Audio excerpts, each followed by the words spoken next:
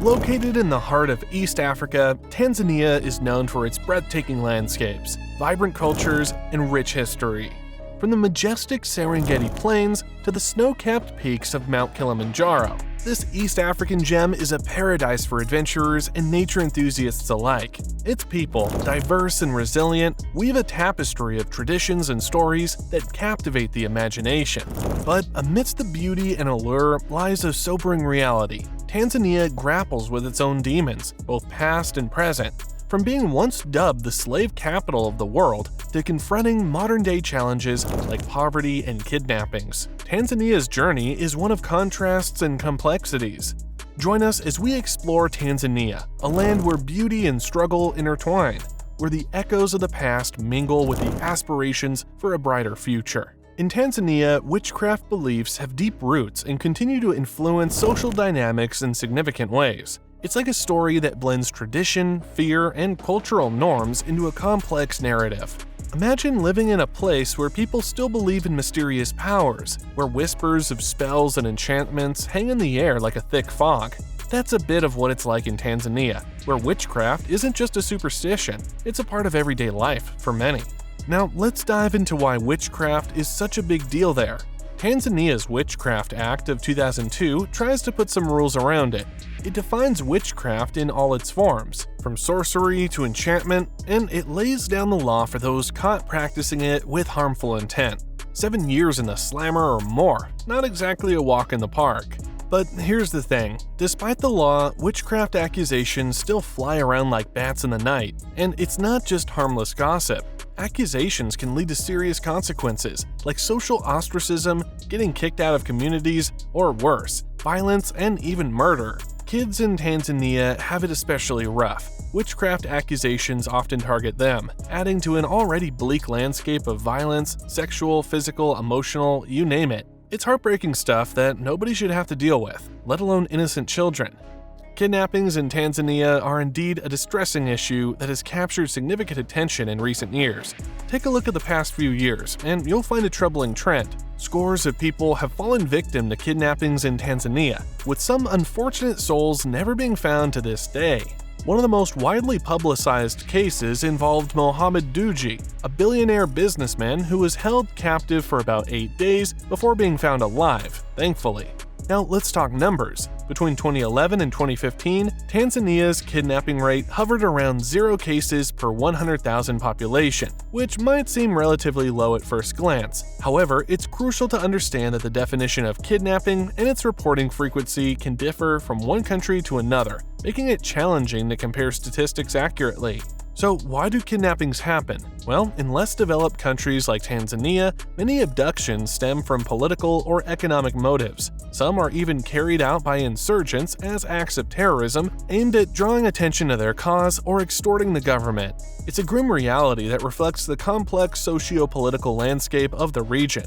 But there's an even darker side to this issue. Human trafficking and exploitation often lurk behind the shadows of kidnappings, particularly when children are involved. It's heartbreaking to think that innocent lives are torn away from their families and subjected to such horrors. In developed countries, parental abductions are a common form of kidnapping, driven by emotional distress, fear, or concerns about a child's well-being. However, in Tanzania, the situation can be far more sinister, with cases documented by organizations like the Tanzania Human Rights Defenders Coalition, THRDC, involving human rights defenders, journalists, businessmen, politicians, and artists. To add to the horror, authorities have reported instances where children were not only kidnapped but also killed for their body parts. The thought of such gruesome acts, including the removal of ears, teeth, and private parts, sends shivers down the spine. Tanzania, like many countries, grapples with a significant challenge: poverty. Despite strides in economic growth, poverty remains entrenched, particularly in rural areas where a large portion of the population resides. About 26 million Tanzanians struggle to make ends meet, surviving on less than $2 per day. That's tough, isn't it? Now, poverty isn't just about numbers, it's about the lives it affects. Think about the children, for instance. Around 4.2 million young ones, aged 5 to 17, find themselves thrust into the workforce instead of enjoying their childhood. These children, unable to attend school, toil away in various industries, notably mining from dawn till dusk. Imagine a day that stretches from 7 in the morning till 8 at night, filled with labor instead of laughter and learning. Some children are lured into working abroad as domestic helpers, only to end up on the streets begging for scraps, enduring abuse, and losing their innocence along the way. It's a tragic tale exemplified by stories like that of a girl coerced into begging on Nairobi's streets for 6 agonizing years. Even for the fortunate ones who get to attend school, the journey isn't easy. Some of them have to endure trekking up to 60 kilometers each day just to reach school. By the time they arrive, they're exhausted, missing out on precious learning opportunities. Can you imagine the hardship? Now, it's not all doom and gloom. The Tanzanian government is aware of these challenges and is rolling out programs to address them. There's hope that these initiatives will lead to tangible improvements in the lives of Tanzanian children. After all, every child deserves a chance to thrive, to learn, and dream of a brighter tomorrow, free from the shackles of poverty. Let's keep our fingers crossed for better days ahead.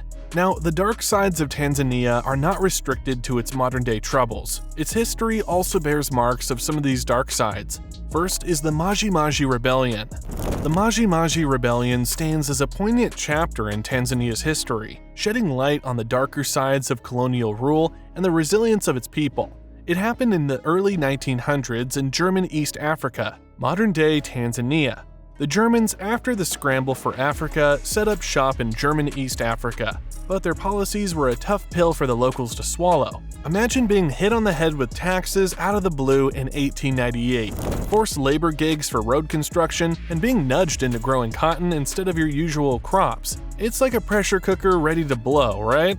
And blow it did. In July 1905, the Maji Rebellion kicked off, spearheaded by Kinjeketili Ngwale, a spiritual leader who rallied the masses against German rule. The tipping point? Those cotton quotas that were imposed on villages. But let's not sugarcoat it. The rebellion was brutal. Estimates suggest between 75,000 to 300,000 lives were lost, mainly due to famine.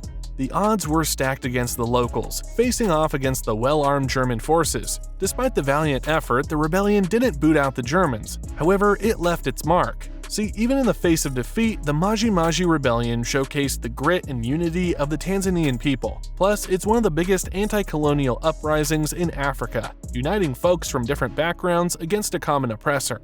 Did you know that Tanzania, once upon a time, held a grim title, the slave capital of the world? It's a troubling piece of history that sheds light on the darker chapters of human civilization. Back in the day, the Omani Empire transformed the picturesque island of Zanzibar into a bustling hub for the despicable trade in human lives. It's estimated that millions of Eastern Africans were forcibly sold into slavery in this very place. These unfortunate souls were snatched away from their homes and transported to the Middle East, where they endured unimaginable hardships. Some toiled in fields, others served as teachers, and many were forced to become armed guards. Initially, the Omani traders had their eyes on Eastern and Central European slaves, but as the military prowess of those regions grew, they turned their attention to Africa instead. It's a chilling reminder of how greed and power can corrupt even the most beautiful of landscapes. But here's where it gets even more tragic. The journey itself was a death sentence for many. Research suggests that 3 out of every 4 slaves perished before they even reached their destination in the Middle East. The brutality and inhumanity of it all are simply staggering. Thankfully, the tides began to turn. People started to rise up against the horrors of slavery and colonialism. In 1791, the flames of revolt ignited in Haiti and the Dominican Republic, sparking movements that eventually led to the abolition of the transatlantic slave trade. Great Britain, recognizing the moral imperative, exerted pressure on the Sultan in 1873 to put an end to the abhorrent practice of slavery in Tanzania. Today, Tanzania stands as a land of natural beauty and cultural riches, but its history is marred by these dark shadows. From poverty to modern-day persecution, there are still pressing issues that demand attention and resolution. Let's hold on to hope that Tanzania can confront these challenges head-on and pave the way for an era of progress and prosperity for all its people.